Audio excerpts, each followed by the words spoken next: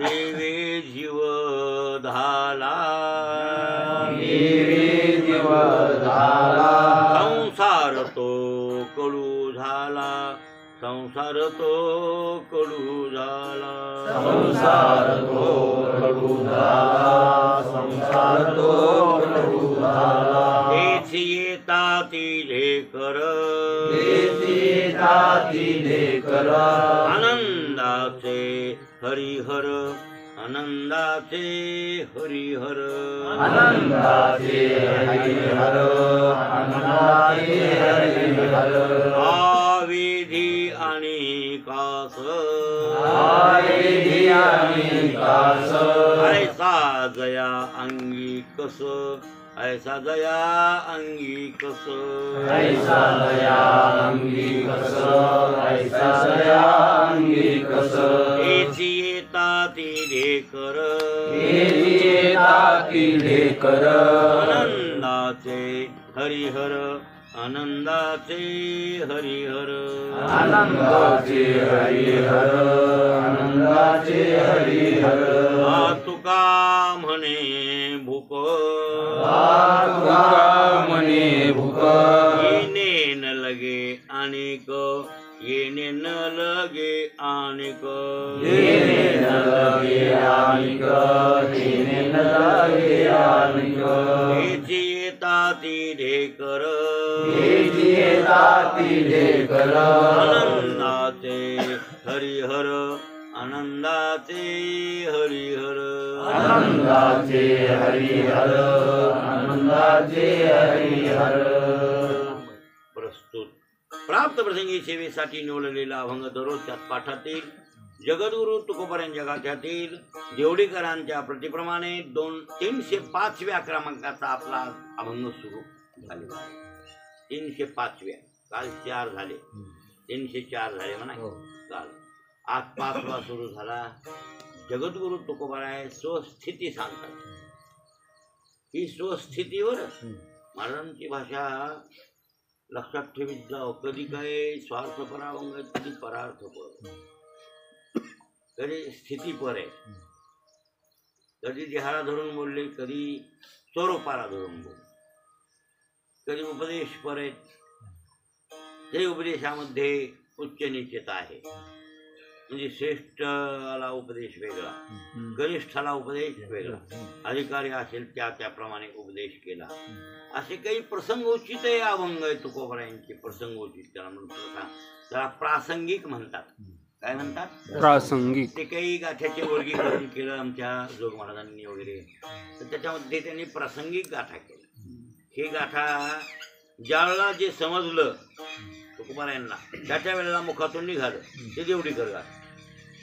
कारण सुरुवातीचा गाथा कोणता? देवडीकर ही गंगू काका शिरवळकर आणि कराडकर तर आता झाले. कराडकर काय त्याच्या वतीनं केले जोडले बाकी काय. पहिले देवडीकराचा जे क्रम आहे जे शब्द आहेत गंगू काकांचे गंगू काका देवडीकर. गंगू काका शिरवळ बरं शिरवळ सातारा जिल्ह्यात आहे. शिरवळ तालुका शिरवळ तिथले होते गंगू काका. गंगू काका म्हणजे फार मोठे अधिकारी होते बरं. प्रल्हाद भाऊ बडवे गंगू काका शिरवळकर देवडीकर तर दोन्ही डोळ्यांना आंधळे होते. बाबूराव हरी देवडीकर त्यांना काहीही दिसत नव्हते अजिबात दिसत नव्हते अजिबात. पण त्यांनाही भगवंताची तुकोबारायांची कृपा झाली. ती गाथा मुखात बसला. समचरण दृष्टीपासून प्रयाण काळी देवी विमान पाठविले इथपर्यंत ते मुखोद्गत गाथा म्हणला आंधळ्याला. आणि त्या आंधळ्याचा गाथा प्रमाणभूत मानला जातो वारकरी संप्रदायामध्ये. का म्हणून किंवा आंधळ्याच्या मुखातून आलाय तिला म्हणून तुकाराम महाराजांचे जे अभंग आहेत. मोबाईल बंद करा मोबाईल. तर ते प्रमाणभूत मानला जातो. प्रमाणभूत का त्यांच्या मुखातून आलेली शब्द आहेत आंधळ्याची. आंधळे होते ते बाबूराव हरी देवडीकर. त्यांनी तपश्चर्या केली थोडंसं पंढरपूरला आणि 16मध्ये ते कारणाच्या व्हाय प्रल्हाद भाऊ बडवे मागून घेतल्या आणि ते गंगू काका शिरवळकर वगैरे आणि मग ते त्यांना तुकाराम महाराजांची कृपा झाल्यामुळं आणि ते मुखात गाथा जशाच तसा 4092 अभंग मग तेच प्रमाणभूत मानल्या जातात वारकऱ्यांमध्ये. त्याच्या वेगळा जर कोणी अभंग घेतला की त्याला बंद करायचं. आम्हाला शास्त्री महाराजांनी सांगितलेलं अजिबात म्हणून यायचं नाही, ते म्हणायचाही नाही. त्यातला शपक अभंग 4092चा गाथा देवडीकरांचा आहे, ते आपल्याला प्रमाणभूत आहे. त्याच्या वेगळे काही गाथे आहेत त्याने शपक हे अभंग ते आपल्याला मान्य नाही. त्याला आळंदीला जाऊ द्या ना देव डोळा पाहू, हे अभंग घ्यायचा बी नाही, म्हणायचाही नाही. कोणी म्हणून लागलं ते बंद करून टाकायचं, ते तसलं नाही. मी आता त्याच्यावर रेगा तोड देतात. दुसरा एक गाथा आहे, ह्याचं काय ह्याच्यात काही वर एका वेळेची गरज नाही. पण दुसरा एक गाथा आहे ते सार्थ गाथा म्हणून त्यानं केला, सांगावं तुम्हाला. आणि मग त्याच्यात ते शपक अभंग काही भर दिले, त्याला मी असं काड्या वाजल्या रे, असं असं असं फुल्या मारू मारू सगळे ते अभंग 500 अभंग आहेत तिकट करून, आणि त्याच्यात लिहून टाकलं हे अभंग इथून पुढे 500 अभंग किती आहेत ते. आणि हे कोणीही वाचू नये, शपक आहेत. म्हणजे मी मेलो तरीही कोणाची फसवणूक पुढच्या पोरायची होऊ नये याच्यासाठी सुरुवातीला लिहिलं आणि शेवटी लिहून अजिबात कोणी वाचू नका. हे अभंग नाही प्रमाणभूत, हे आपण घ्यायचे. आम्हाला पाठ बकवत येते नाही काय. पुष्कळ अभंग आहेत, पुष्कळ त्याचे शपक अभंगामध्ये. हो, हे ते कोणाची काय वा गेले, ते कोणाचे ज्याचे त्याने आणि हे ते गेले. हा, लोह परिसाची रुसले, सोने सोने होणे अमुकले, हे शपक असले. हा, त्याला अंधळा जाऊ पुन्हा संत चरण रज लागता सहज वासनेचे कुठे अभंग आहे का गाठ्यात? देवडीकर गाठ्यात कुठे अभंग आहे? नाही. अभंग असे बरेच अभंग हे शपक आहेत, ते अभंग घेतल्या जात नाही. म्हणजे तुकाराम महाराजांचे प्रमाणभूत अभंग ते ती बाबुराव हरी देवडीकर म्हणजे देवडीकराचा क्रम. हा, एवढं एक थोडा उपकार केला आहे. चरण अनुक्रमणिका केली, ती मात्र आगाव काम. फक्त अभंगाच्या पहिल्या चरणाचीच अनुक्रमणिका होती पहिलीपासून. जुन्या काळापासून पहिलं चरण सापडे की अभंग सापडायचं. मग पहिलं चरण पाठ नाही का मग का नाही सापडत असं म्हणावं लागायचं. पण ते नाही. आता प्रत्येक चरणाची तुम्हाला एक विचरण पाठ आहे का? कोण्या अभंगातलं तुका म्हणे पाठ असू द्या तरी अभंग निघायलाय. एवढा उपकार झालाच की. एवढं तरी काम त्यांनी चांगलं केलं ना महाराज. त्याला कष्ट लागले असते ते कोणतरी करायला. ते पोऱ्या होता त्याला बसविल तर हुशाराला हुशार माणूस पाहिजे बरं. तचे बाराकडीच्या तचीच नचीच नचीच हे निवडून काढणारा हुशार माणूस लागेल की रोज बेंडोस काय जमतंय काय? आणि मला जमेल काय रे? काय हे निवड करील होय ते काय काय बोलायला तुला काय? त्याला ठुलेली जागा इथलं आज इथं हे डप्प ठुले त्याला सांगून मी स्वतः म्हणलो हे संडासमध्ये टमरेल ह्या जागेवर ठेवायचं. तर ते दुसरीकडे 4 बोटांनी तरी फरक करते. आणि माझं काम तर करा रे, या इथलं डबक तिथंच पाहिजे तर मला पटत आहे भाऊ, नाही तर पटत नाही. हे उपरणं का आता वळण येऊ बघा तुम्ही, जिथलं उपरणं तिथं, तिथली टावेल तिथं, हे तसंच आहे आवाज बाई पूर्ण. कुठे बी मीच गबाळ वारण्यावर असतोय काय सांगावं तुम्हाला. हो, इथं सगळं टाईट. आणि मग आता ही तर कर्म लावायचा म्हणल्या ह्या नंतरचा हे जमतेच होय काय गोंधळ करून ठेवते. ते पोरग हुशार होतं ते कराल करा करते. आणि म्हणून त्यांना प्रत्येक तच्या तच्या नच्या कच्या सगळ्या बाराकड्या बरोबर करून प्रत्येक चरणात काय अहो डबलच एक चरण झालंय तिथं. आता प्रत्येक अभंगाचा म्हणजे अर्धा गाथा झाला ना ते पूर्वार्ध. प्रत्येक चरणाचं पूर्वार्ध घ्यावं लागलं त्यांना, कळलं का? मग प्रत्येक चरणाचं पूर्वार्ध म्हणजे 4092 पूर्वार्ध आहे. आणि तेवढे इथं घ्यावे लागले, अर्धा गाथा झाला आणि ते, कळलं का? आणि मग ते नर त्याच बाराकडे आलं पाहिजे, ह त्याच बाराकडे आलं पाहिजे, त्याच बाराकडे. नाही हे काही सोपं नाही महाराज. त्याला काही कष्ट लागले की नाही ते कौतुक. आणि काय किंमत आहे? 110 रुपये किंमत मागे होती, आता काय 100-150 झाली असेल. किती वाढले? अहो तेच गाते लोकांनी घ्यावे. हे अनुक्रमणिकेचे चांगले गाते येतं. आणि देवडीकरांच्या प्रतिप्रमाणे येतं. दुसरे गाते घेत जाऊ नये, हे गाते चांगले येतं. चांगले एक तर अनुक्रमणिका प्रत्येक चरणाची. आणि क्रम कोणाचा आहे? देवडीकरांचा. देवडीकरांचा क्रम असल्यावर गंगू काका शिरोळकर देवडीकर एक बरं, तर ते कर्म बरोबर आहे, ते आम्हाला मान्य. आमच्या वारकरी संप्रदायाला ते मान्य आहे. आणि त्याचा शेपक जर घेतला कोणी अभंग, ते कोणी असो, अजिबात नाही म्हणून दे. आणि गुरुजीला तुमच्या इकडं आधी थोडंसं चहा प्यायला आणू का? तुम्ही आणा, तुम्ही आहेत का गावात? मग असले तर मग तुम्ही कीर्तन येतात तर मी येतो. मग ते आलते, जशी बसलोत मग पटका वाजेपर्यंत पटका मारून गेलो. गेल्यावरती भेशेगावचे नामदेव होते, म्हणाय होते, इतर सगळे वाजवायला कोणतरी होते वाटते पोरं मधून कोणते. सुरू झालं कीर्तन. त्यांनी प्रमाण उचललं संत चरण फेकलं कोणाकडं, नामदेव कदमकडं, आपले नामदेवाकडे फेकल्यावरती म्हणून आले संत चरण रज ते म्हणून प्रमाण त्यांनी घेतलं. नामदेवांना नाही दिलं, त्यांनी घेतलं आणि ते फेकलं त्याच्याकडं. आणि मग मी बघू लागलो नामदेवाकडे समोर बघितल्यावर नामदेवानं बंद केलं. त्यानं ओळखलं बरोबर, नामदेवानं ओळखलं बंद. त्यानं बंद केल्यावर ते म्हणलं का बंद केलं? ते म्हणले महाराज आलं ना ते आमचं. म्हणजे मग मला म्हणले महाराज मी म्हणलं हे शपथ आहे, हे वारकरी संप्रदायात प्रमाण आपण घ्यायचं नाही. मान्य केलं. मूर्ख महाराज असता तर मानला म्हणला आता नाही. मग त्याच्यानंच आम्ही जात नाही. आमच्या मनासारखं कीर्तन तुम्ही करीत नाही, मग आम्ही कसं ऐका?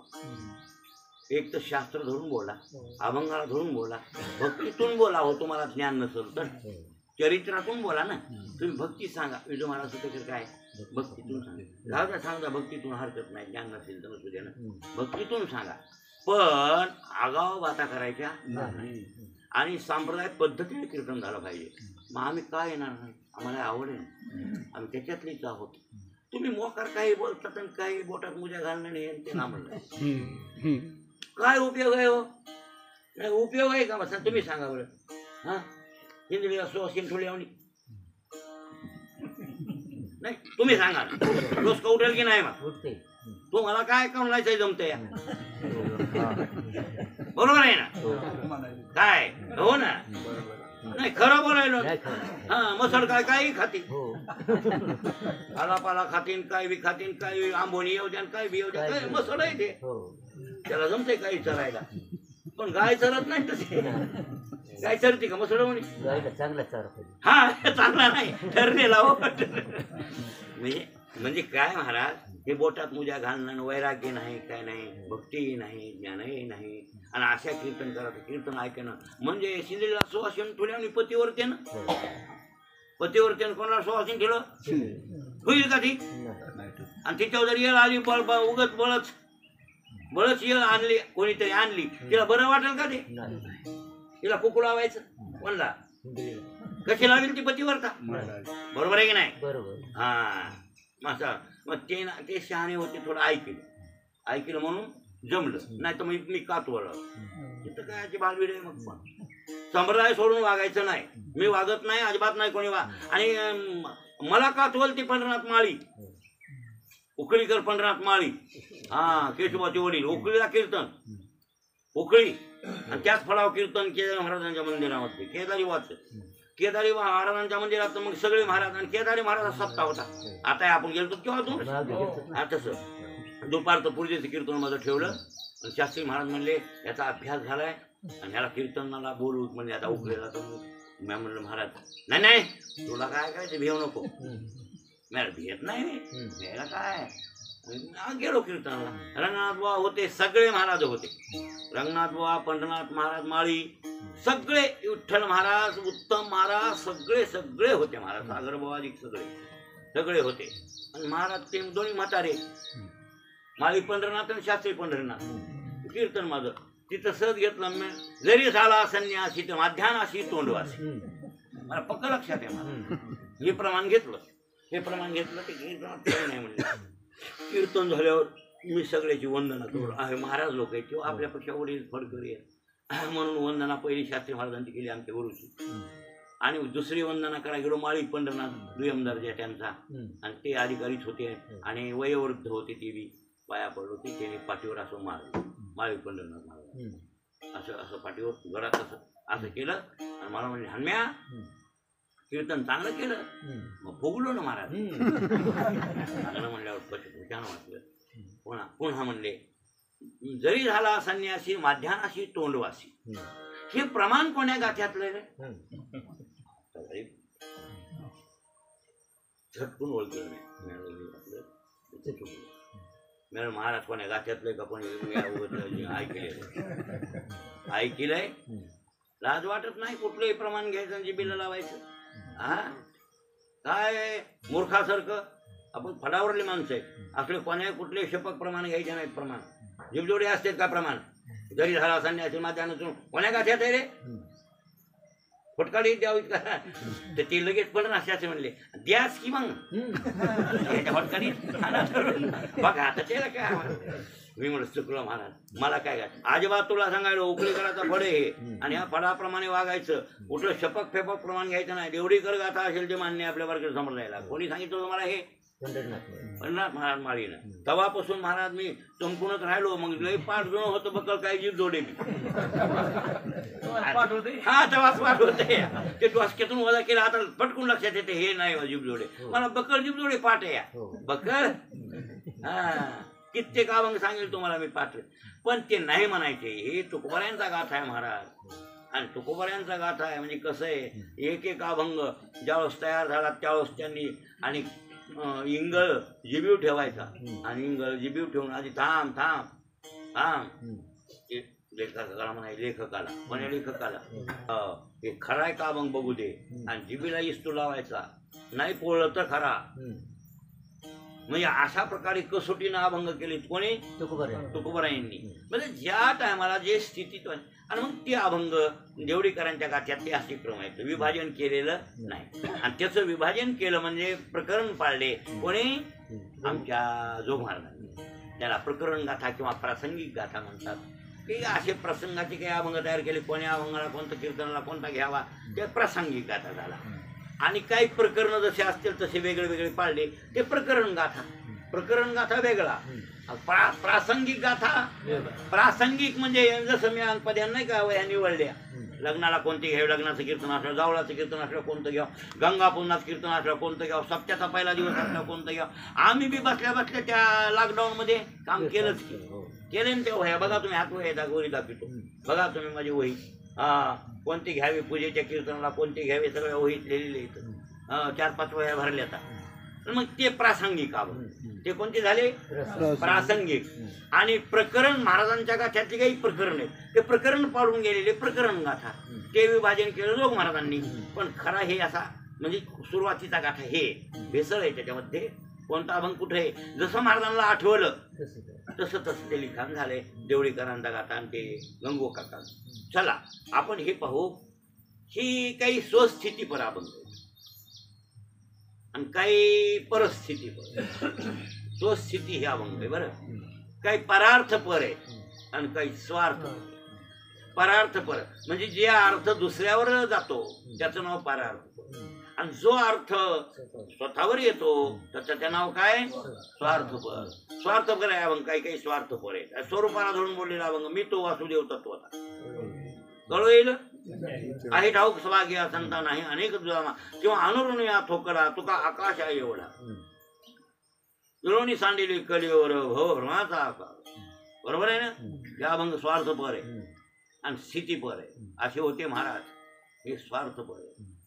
आम्ही कोणी असे मुलं आमचे कैसे हे जरी देहाला धरून भाषा असेल तर स्वार्थपर आणि काही काय अभंग आहेत परार्थपर. मी तमाना ठाकुरानी कर्महीन मती मंद बुद्धी तुझं मी आठविले नाही कधी वाचे कृपानिधी माय बाबा नाही ऐकिले गायले गीत दरीला सांडिले हित नावडे पुराण बैसले संत केली बहुत परनिंदा नाही केला करविला परोपकार नाही दयाळी पीडिता पर करू नये तो केला व्यापार वाहिला भार कुटुंबाचा नाही केले तीर्थाचे भ्रमण पाळीला पिंड कर चरण नाही संत सेवा घडले दान पूजा अवलोकन मूर्तीचे असंग संगे घडले अन्याय बहुता धर्म उपाय न कळे हित करावे ते काय नाही बोलू आठवते आप आपल्या घात कर शत्रू झालो मी दावेदार तू तो कृपेचा सागर उतरी पार तुका म्हणे परार्थ परे. महाराज अनाथ होते का अनाथ होते का अपराधी होते का कर्महीन होते का मतिमंद बुद्धी होते का मग तिथून आले. जरी भाषा त्यांची असली तर अभंग कसा आहे परार्थपर आहे. ज्यांनी स्वतः घेतला असेल पण ते परार्थपरच म्हणायचा असे असे काही अभंग आहे. हे मात्र स्वार्थ स्थितीपर हे अभंग कोणता देवे जीव झाला देवे देवानं जीव झाला म्हणजे जीव पूर्ण झाला पोट भरलं जीव असं गृहीत झाला म्हणजे तृप्त झाला. झाला म्हणजे काय तृप्त झाला. जीव देवानं तृप्त झाला असं महाराजांना सरळ सरळ इथं म्हणायचे. आता देव शब्दाचा अर्थ तो तुम्हाला मागे सांगितलाच. देव शब्दाचा अर्थ कोणता सांगितला? सामान्य अर्थ कोणता? जो देतो ते देव. सामान्य अर्थ आहे. शब्दवृत्तीचा अर्थ आहे जो देतो ते देव. म्हणजे शिष्याला गुरु देतात. ज्ञानाधिक सर्वाधिक काय तर ते गुरु, शिष्याचे गुरु कोण झाले? देव. देव आहे. लेकराला बाप देतो, पालन पोषण करणं वगैरे. पिता त्याचं नावच आहे काय? पिता. काय नाव आहे? पिता. जनक असे काही नाव आहेत पित्याला काय भाऊ? हो हो. मग आता ते कोण झाला? देवच आहे ना. पतीचा पती, पत्नीचा पती कोण? देव. देव आहे का? सर्व वैभव सौभाग्य अमुक तमुक खाणं पिणं म्हणजे भुक्ती सगळी कोण देतो? पती. पती देतो. सर्व भुक्ती पती देत असल्यामुळं पत्नीचा पती देव आहे. हे सामान्य व्याख्या आहे. बरं, ही सामान्य व्याख्या आहे. असे असे देव आहेत. बरं, आपलाही देव आहे की होय. पाऊस देतो, ऊन देतो, वारा देतो, आपल्याला या सगळ्या गोष्टी पुरवितो. म्हणून कोणीतरी देव आहेच ना, देतो ते देव. खरंच पाऊस नाही गेला, काही पाऊस जास्त झाला, एकारी सोडा काय त्याला वेगळं करायचं असेल म्हणून जास्त पाळायला आहे. पण पाऊस आहे तर सगळं आहे. पाऊस नाही तर काही. आता जास्त पडायला म्हणून तुम्हाला कंटाळवानं वाटायला आहे. कधी कधी असंच होतंय ना. ते आपलं ते पाप आहे, कलियुग आहे. कवा उघडत आहे? आता चालू आहे डोसक्यात. पाऊस कवा उघडत आहे, बरोबर आहे ना. आणि कधी कधी वाटत बघावं लागते नाही का. आता उघडण्याची वाट आहे, पडण्याची वाट आहे. आणि तुम्हाला हे असंच कलियुगात बघायला लागेल का? तुम्ही नीट नाहीत ना. कलियुग आहे. अतिवृष्टी किंवा अनावृष्टी. समाधानकारक पाऊस कलियुगात नाही पडणार. अतिवृष्टी अनावृष्टी. हो. आता तुम्हाला वाटतंय वला काल वला बी चांगला नाही हो. फक्त पाणी प्यायला मिळते भरपूर, पाणी होतं इतकंच होते, बाकी काय डोंबलं हो. सगळ्याला त्रास आहे. 2-3 महिने झाले. जनावर त्रासून गेले, सगळे त्रासून गेले. शेळ्या त्रासून गेल्या, मेंढ्या त्रासून गेल्या, माणसं सुद्धा त्रासून गेले. एवढं चांगलंही समजू नका. उलट उघाड चालत बरं असतंय पिकायला. पण पाण्याची टंचाई थोडी होती. पाण्यासाठी हे सुद्धा पाहिजे, पडायला पाहिजे. त्याच्याबद्दल नाही 1 साल जरी गेलं तर 3 वर्ष पिकल त्या पाण्यानं कयानं असं करीत. पण सोडा, पण पाऊस देतो, ऊन देतो, वारा देतो, खाऊ घालतो, खाल्लेलं पचवितो, पुन्हा झोपी घालतो, झोपीतून उठवितो, हे सगळे क्रिया करतो. बरोबर आहे ना. एकंदरीत देतो ते देव. हे सामान्य शब्दानं जरी असलं तरी बरोबर आहे की नाही. तसं तर आहेच ते. विशेषत्वानं आपल्याला खाऊ घालणं, झोपेतून उठविणं, ह्या सगळ्या क्रिया चाले. हे शरीर कोणाची सत्तेन कोण बोलविते आहे ना.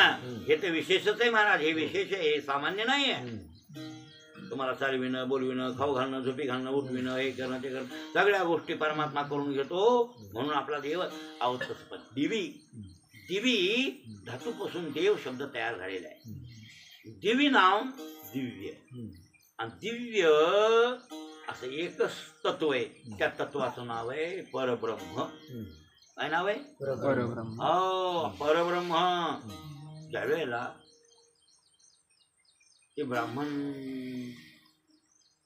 द्वारकेत आला. कृष्ण परमात्म्याकडे गारहण एक ब्राह्मण. आणि भगवंता तिथं अर्जुन होता सहज द्वारकेला गेलेला. आपला अर्जुन म्हणजे भगवंताचा भक्त. आणि ते बसलेला होता. ब्राह्मण आला घरानं सांगायला. ते म्हणला कृष्णा म्हणजे 5 लेकरं सटवले. पण 5 लेकरं आणि 6 आता माझी बायको गोरोदर. काय बंदोबस्त करायचा कर. हे तुझ्या पापानं मरायचं. मला तू राजा आहेस, राज्य करतोस तू, त्याच्यामुळे आमच्या आपत्ती आली. नाही तर अकाली मृत्यू व्हायला न पाहिजे. रामराज्यात होता का? मागचं उदाहरण आहे वय भाऊ. अकाली कधी रामराज्यात कोणी मेलं का? असं आता हे काल बिशेगावचं पोरग मेलं. अकाली मेलं की नाही? होय बाळू. आता तुम्ही आता धडधाकट चलत बोलत वगैरे आता घरला येतात जातात. किती तुम्ही तरुण आहेत की नाही? तुम्ही आणखी तुम्हाला काही रोग आलाय नाही? खरे पिकलेत होय? नाही खरे म्हातारे झालेत का? काय नाही झालं वय सवय झालंय ते. वय झालं नाही आणखीन बकल राहिले असं असं मुंडकं होणार हे थरथर कापणार. नाही तितका म्हातार आणि मग मरण याव उग बालो वर टणटणा उड्या हाणताना एका एकी गेला म्हणजे अकाली मृत्यू. बरोबर आहे ना. आणि आता हे तर नौजवान पोरग गेलं भिशेगावचं म्हणजे अकाली मृत्यू आहे. बरोबर आहे ना. असा अकाली मृत्यू रामराज्यात होत होता का दाखवा. अजिबात नाही. आणि मग कृष्ण परमात्मा राजावर आहेत. माझं पोरग जन्मत आहे लेकरू आणि 5व्या दिवशी मरते. 6वीची रात्र. कोणती रात्र? आणि 6वीच्या रात्रला बाळा तिने इसरत नाही म्हणून देवा लावायला म्हणते तू. आपल्याला काय बघितलं नाही ते. ज्ञानेश्वर महाराज म्हणले 6वीची राती जेवी न विसंबिदे वाती ठेवी तैसा ईश्वर निर्णय चित्ती वाहने सदा. है ना. है ना. 6वीची रात्र आहे आणि 6वीने ब्रह्म्या येतात भाऊ कवा 5व्या दिवशी. हो 5व्या दिवशी ती दोघ जण येतात. दोघ जण 6वी पुढी मागे ब्रह्म्या. कोण? ब्रह्म्या. हा. आणि मग 6वी जर त्याचं आयुष्य संपलं लागलं की मुंडकं दाबते म्हणून 6वं म्हणायचं. पहिले लेकर 6वीला लय मरत होते. 5वी म्हणून ते 6 मला वाटतं 5वी करते तो ना बाया काय कानवले मनवले काय करते तो काय आहे हो महाराज. आणि ब्रह्मदेव मग ते वाचायचं असेल तर मग त्याच्यावर 11 टाकतो. 11 म्हणजे लिखाण कपाळावर लिहितो आपल्या. हे इथून पुढे असा करणारे हे हे राज्य करणारे कोणी पोती सांगणारे तुमच्या कपाळावर रामायण सांगणारे असं सगळं आणि कपाळावर लिहून टाकलेलं आहे. आणि ते एकदा लिहून टाकतो. इतक्या दिवसाला इतकं गंडांतर आहे तितक्या दिवसाला तितकं गंडांतर आहे. ते मृत्यूयोगाचं आहे का साधारण आहे का हे वरी सगळं लिखाण आपल्या जन्माचं होऊन गेलं. आता काही बदल होणार म्हणून तर लल्लाटी केलेली न मोडेगा काही केले काळे गोरे पण धुतले फिटून येणे. म्हणून हे अक्षर ब्रह्मदेवाचे येतं हे आपल्याला कळणार बी नाही का. कळत हाय लिहिलेलं वरी पण वाचायचं कळतंय का आपल्याला. हा हे महात्म्याला कळत होतं बघा. त्याला काय नाही का म्हणले त्या ब्राह्मणाला सुदेव नाही हे सुदेव नाही ब्राह्मण आत्मदेव. आत्मदेवाला संन्यासी म्हणले भागवतामध्ये नाही का. आत्मदेव रुसून जातो ना भागवतामध्ये. रुसून काय लेकरू बाळ नाही काय करायला पाहिजे. आता मला एवढी संपत्ती आहे सगळं आहे आनंद आहे पण लेकरू बाळच नाही. आणि त्याच्यात बायको कर कशा. त्याची बायको तत्प्रिया धुंडली स्मृता. ती कशी होती तर लईच वर्णन केले सुत महाराजांनी. सुत महाराज म्हणजे बाबा बाबा बाबा बाबा ती लईच होती म्हणले. कशी संगती दुःख उदंड होती. हा तशीच होती ती. कोणती कशी संगती दुःख उदंड होती ती. अहो तिचं वर्णन केलं सूत महाराजांनी. सूत महाराज म्हणले ती अशी होती कशी तत्प्रिया धुंडुली स्मृता आत्मदेव पुरे तस्मिन तत्प्रिया धुंडुली स्मृता कृपणा गलह प्रिया. अरे बापरे लईच वर्णन आहे ते आई वैच भाऊ. हो बहुजल्पिका. महाराज आता जाऊ द्या ते कदरलं बायकोला कदरलं लेकरू बाळ बी नाही म्हणला काय म्हणजे संसारावर जाऊ द्या. जीव द्यायला गेलं जंगला जीव द्यायला. जीव द्यायला गेलं की तिकून संन्यासी कश्चित आगता. अचानक संन्यासी आला तिथं तळ्यावर. हे सत पाणी प्यायला गेले. त्याला वाटलं काय करावं जीव द्यावा पण उन्हाळा आहे ताण आणि तहान लागली थोडी. तिथं तळ दिसायले म्हणून तिथं आणि तिथं तळ्यावर जाऊन पाणी प्यावं आणि मग फाशी असं त्याला वाटतं. म्हणजे गेलं तळ्यावर कदरून गेलं. रसं पाणी प्यायलं चवळ्यात संन्यासी तिथं. बा संन्यासी आल्यावर आणि यानं पायावर मस्तक ठेवल्यावर महाराज त्यानं पाय सोडीना धडधडा रडू लागला. त्या संतांची आवड होती ब्राह्मणाला. ते कसा होता स्वधर्म तत्पर होता ना ब्राह्मण. हा धर्म मार्तन द्वितीय इव भास्कर. धर्माच्या बाबतीत दुसरा सूर्यच. काय सूर्यासारखं धर्मानं वागणारा असा तेजस्वी ब्राह्मण आणि ते साधू संतांच्या आवडीचा माणूस आहे म्हणून तो पाया पडला. कोणी कोणाच्या पाया पडत नाही ना. साधू संतांच्या आवड आहे, संन्यासी दिसले म्हणून पाया पडल्यावर काय, आणि पाया पडल्यावर रडू लागला. आणि मग त्यानं विचारलं त्या संन्याशानं, कथम रोदशी पर, कथम रोदिशी पर, सांग बरं ब्राह्मणा का रडतो. हो, किम ते चिंता, का ते चिंता बलियसी, वदम त्वम सत्वरम मह्यम स्वस्य दुःख शेकार. अरे बाबा तुला चिंता कशाची रडायला. वदम त्वम सत्वरम मह्यम, म्हणजे तू मला लवकर सांग स्वस्य दुःखस्य कारण, तुझ्या दुःखाचं कारण सांग बरं. काय म्हणला महाराज, लेकरू बाळ नाही. धिग्विजितम प्रजाहीनम, धिग धनं चापत्यस्य, धिग कुलम संतती विना. बरं का हनुमान, त्याच्यानं त्याला भाव वाटते. असे धिक्कार महाराज लोक देतात म्हणून त्याला भाव. होय, लेकरू भाव वाटते काय. ते काय बाजारातून आणायचंय का. होय वा, ती गोष्ट आपल्या हातातली काय. पण काय म्हणले शास्त्रकार, लेकरू बाळ नाही का, धिक्कार असो त्याच्या धनाला. धिक धनम चापत्यस्य, धिक कुलं संतती विना. लेकरू बाळ नाही त्याच्या कुलाला, धिग्रहण प्रजा विना, त्याच्या घराला धिक्कार. महाराज सगळा धिक्कार दिला त्या आत्मदेवानं. ते मला काय उपयोग नाही माझ्या जीवनाला, मी कंटाळलोय आणि जीव द्यालोय. महाराज तुम्ही मला लेकरू बाळ, त्यानं संकट टाकलं. आता संकट आहे. महाराज म्हणले काय पाहिजे सोडीना आणि लेकरू मागायले. आता लेकरू 900 कन्या पुत्र होती तरी का करणे लागे पती. माझ्या मुखा वाटा नयो हे वचन, व्हावे हे संतान धन कोणा. म्हणून तर लय महाराजाच्या नादी लागत. तुकाराम माझ्या लोक नादी लागत नाहीत का, लेकरू बाळा भाव म्हणत नाहीत ते. आणि चांगला महाराज म्हणतच नसते. लेकरू बाळ होईल, तुला असं होईल, भविष्य बघतो, अमुक तुझे हात बघतो. ने असा भामटेपणा खऱ्याकड नसतो. मग खऱ्याकड लोक कमी असतात. निक्के लोक कोणाकडे येतात, खऱ्याकड. खोट्या महाराजाकडे पिताडे जमते तिकडे. हा, ते पिताडेला म्हणते वा वा तुम्ही असं चोंबाळते. असं चोंबाळ की मग झालंच नटत. हे नाही असाच बोलबाला वाळला कोणाचा त्याला बळायचा. त्याला काय करायचे, पेराय मातीत जाय फक्त मात्र माती मला पैसे गरज काय त्याला. आणि हे तसं नव्हतं ना. तुकाराम महाराज म्हणले, मी कोणातून म्हणणार नाही कोण्या बाईला पोरग होईल आणि पोरगी होईल. व्हायचं ते होईल, मला काय करायचंय. माझ्या मुखावाटा नयो हे वचन, माझ्या तोंडातून येऊ नये की व्हावे संतान धन कोणा. तुला लेकरू होईल, तू श्रीमंत होशील, असं मुखातून येऊ नये असं महाराजांनी मागणीच मागितली ईश्वराला. बरोबर आहे ना. खरे होते महाराज तुकाराम, खोटं मग. आणि मग हे संन्यासी खरा होता. ते म्हणला हे आपलं काम नाही, पण आता काय करावं, लईच रडायला हे. मग त्याच्या कपाळावर वाचलं. कोणाच्या त्या आत्मदेवाच्या कपाळा होतं लिहिलेलं हो चिटूर. कोणी मेमरी तरी किती कोणाला ठाऊक, पण लिखाण सगळे वरी किती बी निघते माझ्या. त्याचं नाव अदृष्ट. त्याचं नाव काय, अदृष्ट. त्या अदृष्टाचं चिटूर होतं ते. हो, ते वाचलं. आणि ते वाचल्यावर त्यानं अर्थ सांगितला. बाबा बाबा बाबा म्हणले आत्मदेवा. ते मला काय, तुझ्या नशिबात 7 जन्म लेकरू आहे. आता तर मला जीवच देतो.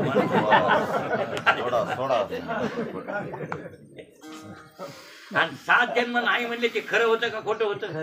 आणि झालं का मग त्याला, गाईला झालं, त्याच्या मेवणीला झालंय, याला झालंच नाही. जीवनमुक्ती आसक्ती काय जीवनमुक्ती सगळं सगळं आसक्ती म्हणजे काय म्हणले, जीवनमुक्ती आसक्ती असल्यावर. अरे इकडं बघा, आसक्ती चित्तात जरी असेल तुमच्या लिखाणात, तरी तुमच्याकडे स्वातंत्र्य ते बदलण्यात. कारण काय, 2 अंकुर आहेत बरं का. तसाच म्हणते बोंबलं ते उग काही म्हणते. भजन करून याला आणखीन अक्कल आली नाही. इतकं भजन केलं का बरं त्यानं, याला आणखीन कळालं नाही आम्ही काय म्हणायलो होतो, काय तो अर्थ लावायला त्याला कळच नाही. आता हे माणिकांनी विचारलं, सहज सांगायलो किती भाऱ्या म्हणतोय. तसं प्रारंभ असं काम करण्याचं, कष्ट करण्याचं, लोक म्हणजे पोरायच्या भरत्या करण्याचं. पोरायच्या भरत्या हे सुखानं खातेलं हे आपलं मरून जाते लोक. कष्ट करून कष्ट करून आम्ही बोंबलायलो. ते म्हणते ना शिवाचं काय बोलायला तुम्ही. अरे 2 अंकुर आहेत, एक वासना संस्कारात आणतो आणि एक कर्म संस्कारात आणतो. म्हणजे कर्मसंस्कार वासना. कर्मसंस्कार बदलता येत नाही, ते कोणालाच बदलणं होणार नाही, पण वासना संस्कार बदलाय. म्हणून तुम्हाला मनुष्य जन्माचा चान्स दिलाय. जा त्या जन्माला आणि बदलून टाकायचं असलं तर बदलून एवढं तुम्हाला फक्त एक जन्म मोकळे.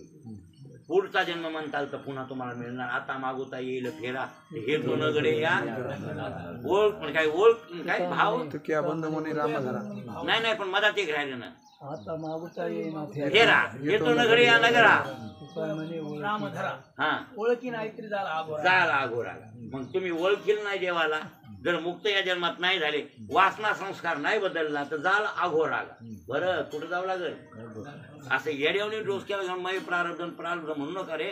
ते बदलून टाका वासना संस्कार आणि तिकडे आवड काढा आणि इकडं आवड जोडा. उंकड आपल्या मनावर या. तिकडची विषयाकडे आवड काढायची आणि इकडं आवड. हा लक्षात आलं वाढू काय हो नातीचे लग्न आणखी काय हो निघतो गव्हाणी गावी तुमची वासना का बदलली? संसारावर तुमची वासना कमी झाली का? मग पुढे आणखीन जन्म चुकतोय काय? जन्म चुकतोय तुम्हाला कसा चुकल? वासना संस्कार बदल नाही तुम्ही, त्याची आसक्ती कमी करावी लागते या विषयाची आणि परमेश्वराची आसक्ती धरून चित्तशुद्धी करून मोक्ष मिळवावं लागते. लक्षात आलं? हा आता हे आपलं चाललंय कपाळावर लिखाण केलंय आणि ह्या महात्म्याला अदृष्ट कळते. मी हे म्हणायलो ज्याच्या अदृष्टात ते. म्हणून माझी अदृष्टी नाही आनंदनं राजा दशरथ म्हणला नाही का?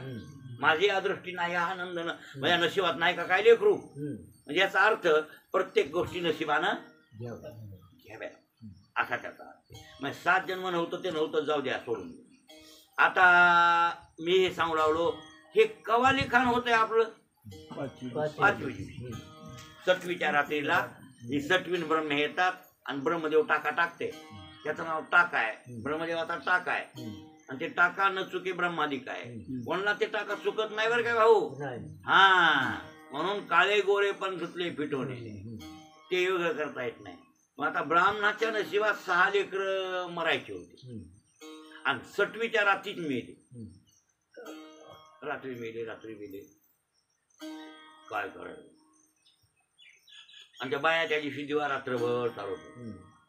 ब्राह्मणाला कृष्ण परमात्मा फिरवू लागला, देवा माझे 6 लेकर 5 लेकर सटवले म्हणजे 5वी दिवशी मेले आणि आता माझी पत्नी 6व्यानं गरू झाली, तेवढं लेकरू तरी तू सांभाळ असं म्हणायला ब्राह्मण. तितक्यात अर्जुनानं मधातच हाता फोडला. अर्जुन म्हणला तुझं आता 6वं बाळपण आहे का? हो म्हणला. मी सांभाळतो मला तो लेकरू. कसा काळ नेते ते कोणता यम नेते त्याची बघतो. हा तू मेन घोर जाय तुझी बायको बाळा तीन का होणार तारीख डॉक्टर सांगितल्या ना. आता तारखा कोणाकडे अंधार टोळे आणि ते डॉक्टर ह्याला खरं वाटते.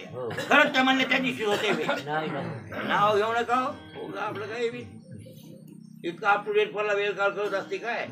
काय देव आहे काय? डॉक्टर देव नाही. डॉक्टर विवेकानंद म्हणले ते चुकलं नाही. विवेकानंदाचं म्हणणं आहे आता सध्या काय दुखणं ते ओळखील डॉक्टर. पुन्हा काय होईल हे सांगता येत नाही. म्हणून डॉक्टरला देव समजू नका. बरोबर आहे ना? आज हे दुखायलंय नीट खेळ. उद्या तू काय दुखल ते सांगता येतं का? त्याच्या हातात आहे का डॉक्टरच्या? नाही बाबा. असं विवेकानंद स्वामी म्हणले आणि गौड डॉक्टर ते मन लिहिली. गौड डॉक्टर धार्मिक आहे बरं परभणीचा. हा त्याला शहाणा म्हणावं डॉक्टर दिनेश गौड. त्यानं ते असं लिहिलंय तिथं की विवेकानंदाचं वाक्य की पुढच्या क्षणी काय होईल हे सांगता येत नाही, म्हणून डॉक्टर हे देव आहे असा समजू. मग गणेश डॉक्टरनं झाकून ठेवलं त्याला शहाणा डॉक्टर. बरोबर आहे ना? आता तुमचं हे दुखायले घसा दुखायलाय आम्ही नीट करू. उद्या नाकातून काही दुखल तर तेव्हा मी काय करू? आता ते कमाय काय गोष्ट अशी भाऊ. हो आता अर्जुन असा फुसकून म्हणला ते सांग म्हणला बाळा पण कोणती होणार आहे कवा होणार आहे किती दिवस? ते म्हणला बाबा हे 9वा महिना चालू आहे 8 रोजा आमचं बाळ बायको. हा ठीक आहे म्हणला येतो म्हणला मी. कोण म्हणला आता देव म्हणजे हे फुसकून मधातच बोल आणि एक काय काळा सत्ता गाडी होती का काय कोण अर्जुन काळाचा काळ कृष्ण होता ना आणि ते मधातच फाटा फोडला बरं ठीक जाऊ द्या म्हणजे आता हे तर येत चलले आणि झालं किंवा महाराज अर्जुन गेला त्याच्या घरी म्हणला उद्या त्याला ह्या 4 आली म्हणलं बाळा तर अर्जुनानं बाणाचं घर केलं त्या त्याच्या घरावर दुसरं घर महाराज असं त्याग केलं की मला वाऱ्याला जाता येऊ नये कोणाला कुत्र्याला जाता येऊ नये आणि हातात धनुष्यबाण घेऊन उभा येऊ दे म्हणला कोण येते किंवा लेकराला न्यायला कोणता यम येते का इंद्र येते वरून कोण येते म्हणला बघू दे म्हणला मी ते त्याला मारतोच म्हणला महाराज हे धनुष्य घेऊन बसले मधात रात्र त्या बाई बाळातीन झाली बामनाने येऊन सांगितलं आल्या पटकून तर काय मै बायको बाळातीन झाली काय म्हणला होऊ दे म्हणला मी आहे म्हणला राखायला काय इकडे बाहेर हातात धनुष्य तिकडे मधात मुंडक दाबलं काळा अर्जुनाला पता आहे काय काय अर्जुनाला पता लागत असते हा कवाशी गेलं कवाशी का आलं हे काय त्याच्या हातात कळतंय होय लेकरू मिळवा बामन आला बाहेर म्हणला अर्जुना लेकरू मेल त्याचा हात पाय गळाले काय म्हणला कमाल झाली म्हणला बाबा इतकं त्याग करून इतका उभा राहून काय दगा देणार म्हणला मला कडून म्हणलं ते मला करून दगा दिला पण शेण खायला म्हणलास का राखतो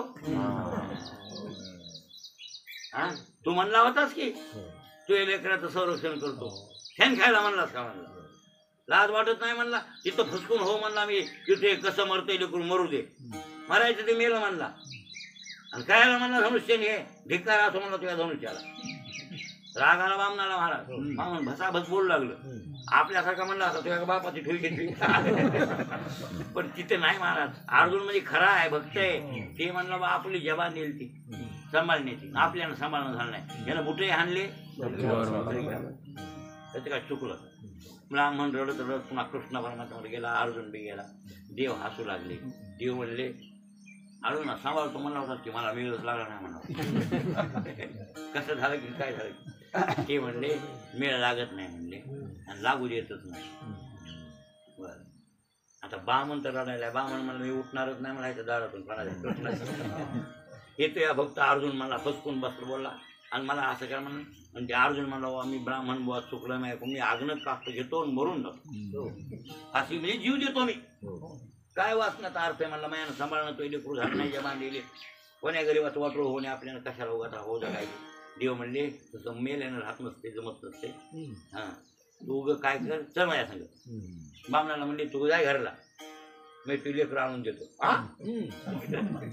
हेच नाही म्हणले सगळेच आणून देतो पहिल्यापासून जमलं का नाही आता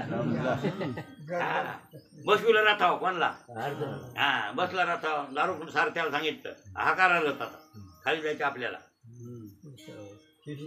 देश येणार आहे ना हा चला हाकार बसला दारू पण अर्जुन आणि कृष्ण चालला चालला चालला चालला महाराज कुठवर कसे बी घोडे असू द्या पण ते घोडेच आहे थकले घोडे ते गतीच चालणार पुढे सांगितलं दारू करा तुझे घोडे तुझा रथ इथंच राहू दे याच्या पुढे तुला लाग नाही आता तू येऊ शकत नाही इथंच थांब अर्जुना चल माझ्या सांगितलं चला म्हणले आता कुठे नेते की कुठे नाही म्हणलं चालले चालले चालले चालले चालले अर्जुन कृष्ण बाबा बाबा बाबा जे गेले म्हणतात की नाही इतकं खोल इतकं लख प्रकाश काय त्या प्रकाशात अर्जुनाचे डोळे दिपलेच हो बघणंच व्हायना गेलं कोणला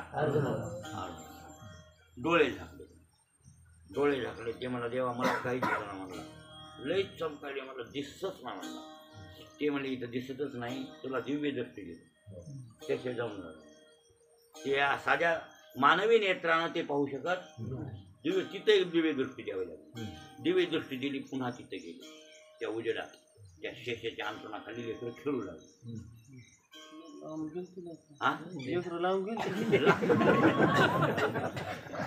तिथं होते भाऊ हे 5-6 जण लेकर आणि मग त्या अर्जुना म्हणजे भाई हे लेकर आहेत बामना हे पहिलेपासूनचे आणि सगळ्या लेकराला घेतलं पुन्हा वापस आले, पुन्हा रथावर बसले, पुन्हा दारू जिथं होता तिथं ते होतात की ऑटो रिक्षा जोडल्या तिथं आले, दारू गाळा म्हणले, दारू म्हणला आणि कोणाचे आणले ते म्हणजे बामणाचे चला रथावर निघाले, आले द्वारकेत आणि ज्याची त्याला लेकर अर्जुन म्हणला, देवा तू एवढा लख प्रकाश, ते म्हणजे माझं स्वरूप, मी तितका दिव्य, मी तितका दिव्य आणि तू पाहू शकत नव्हता त्या मानवी नेत्रानं, म्हणून तुला तिथं आणि दाखवावं दिसतं, आणि तू जबान दिलतीस म्हणून तुला मी लिहिलं नाही तर लिहितही नव्हतं तो, कळलं?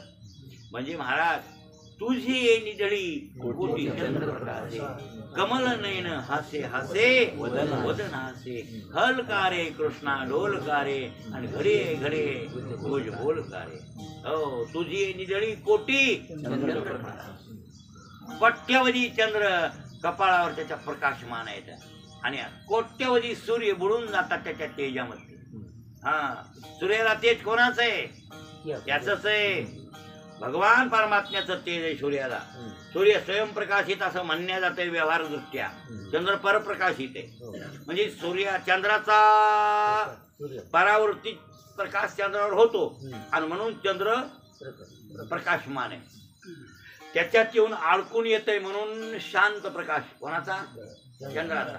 म्हणजे सूर्याचा परावर्तित प्रकाश चंद्रात होतो असं वर्णन आहे बरं काय विज्ञानाचं. हे भूगोल, भौतिक, खगोलशास्त्र, भूगोलशास्त्र हे याच्यामध्ये असं वर्णन आहे. पण मग सूर्य स्वयंप्रकाशित आहे म्हणजे परप्रकाशित नाहीये असं इथं व्यवहारात म्हणतात विज्ञानात. पण नाही, सूर्य सुद्धा स्वयंप्रकाशित नाही का? अरे सर्व सूर्याला प्रकाश त्याचाच आहे. कोणाचा? भगवंताचा. म्हणून मी सूर्याचे निवेशे म्हणला, मी सूर्याचे निवेशे तपे सोसे पाठी इंद्र हो निवर्से ते पुढती भरे. किंवा म्या बोलविल्या वेद बोल आणि म्या चालविल्या आणि म्या हलविल्या प्राण हाले जो जगाते चालिता. म्याची निमेला साता काळू ग्रासी तसे भूता या मनपिया ते पंडुसुता सकळे दयाची. आयसा जो समर्थो तो मी जगाचा नाथो आणि गगन आयसा साक्षीभूतो तोही मी. असा परमात्मा दिव्य, असा भव्य, अशा प्रकारे विशाल त्याचं स्वरूप आहे. आणि असा हा परमात्मा देव. आणि त्या देवानं तुकाराम महाराज म्हणतात माझा जीव. कोणाचा जीव? महाराजाचा जीव झाला. झाला म्हणजे तृप्त झाला. झाला या शब्दाचा अर्थ काय झाला? तृप्त झाला. आता आपण उद्या बघू तृप्त झाला. जीव तृप्त झाला. मग जीव अतृप्त आहे का? हो हो, अतृप्त. तुमचा आमचा जीव कसा आहे?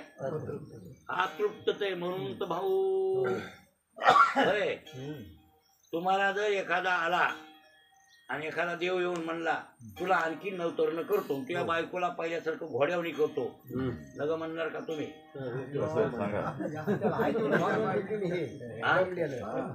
पैसे नाही, आणखीन तुम्ही विषय सेवन करायला कंटाळणार का?